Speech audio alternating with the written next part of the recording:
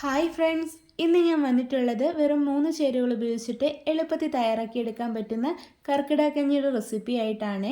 അതിനായിട്ട് ആദ്യം തന്നെ 1/4 കപ്പ് അളവിൽ ഉലുവ എടുത്ത് നന്നായിട്ട് കഴുകിയതിന് ശേഷം ഓവർനൈറ്റ് സോക്ക് ചെയ്യാൻ വേണ്ടിയിട്ട് വെക്കാം. സോക്ക് ചെയ്ത് കിട്ടിയിട്ടുള്ള ഈ ഒരു ഉലുവ ഒരു കുക്കറിലേക്ക് മാറ്റി കൊടുക്കാം. അടുത്തതായിട്ട് ഞാനിവിടെ എടുത്തിട്ടുള്ളത് ഞവരേരിയാണ്. അത് നന്നായിട്ട് കഴുകിയതിന് ശേഷം കുക്കറിലേക്ക് ഇട്ട് കൊടുക്കാം.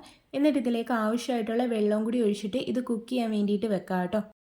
അരി ഒന്ന് കുക്കായി വരുന്ന സമയം കൊണ്ട് ഇതിലേക്ക് ആവശ്യമായിട്ടുള്ള തേങ്ങാപ്പാൽ ഒന്ന് പിഴിഞ്ഞിട്ടെടുക്കാം. അതിനായിട്ട് 1.5 കപ്പ് അളവിലാണ് തേങ്ങ എടുത്തിട്ടുണ്ടായിരുന്നത്. അങ്ങനെ ദാ 1-ാം പാലും 2-ാം പാലും ഞാനിവിടെ പിഴിഞ്ഞെടുത്തിട്ടുണ്ട്.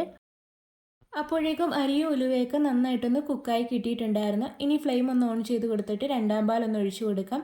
അതിനുശേഷം ഇതിലേക്ക് കുറച്ച് ചെറിയ ജീരകം കൂടി ചേർത്ത് കൊടുക്കാം. എന്നിട്ട് നന്നായിട്ട് മിക്സാക്കി എടുത്തിട്ട് ഇതൊന്ന് തിളപ്പിച്ചിട്ടും കൂടി എടുക്കാം.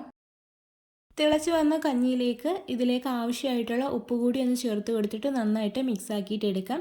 ഇനി അവസാനമായിട്ട് ഇതിലേക്ക് 1-ാം പാൽ കൂടി ചേർത്ത് കൊടുത്ത് നന്നായിട്ട് മിക്സ് ആക്കിയിട്ട് എടുക്കാം. ഇത് തിളയ്ക്കേണ്ട ആവശ്യമില്ല കേട്ടോ, ചൂടായി മാത്രം വന്നാൽ മതി. അപ്പോൾ ഇതാ രുചികരമായിട്ടുള്ള ഉലുവാക്കഞ്ഞി ഇവിടെ റെഡി ആയിട്ടുണ്ട്. ഇതിൻ്റെ ഫുൾ വീഡിയോ നമ്മുടെ ചാനലുണ്ട് കേട്ടോ, എല്ലാവരും കയറി കണ്ടു നോക്കണേ. വീഡിയോ ഇഷ്ടമായിട്ടുണ്ടെങ്കിൽ ലൈക്ക് ചെയ്യാൻ മറന്നു പോലെ. അതുപോലെ തന്നെ ആദ്യമായിട്ട് ചാനൽ കാണുന്ന കൂട്ടുകാർ ആരെങ്കിലും ഒക്കെ ഉണ്ടെങ്കിൽ പ്ലീസ് ഒന്ന് സബ്സ്ക്രൈബ് ചെയ്യണേ.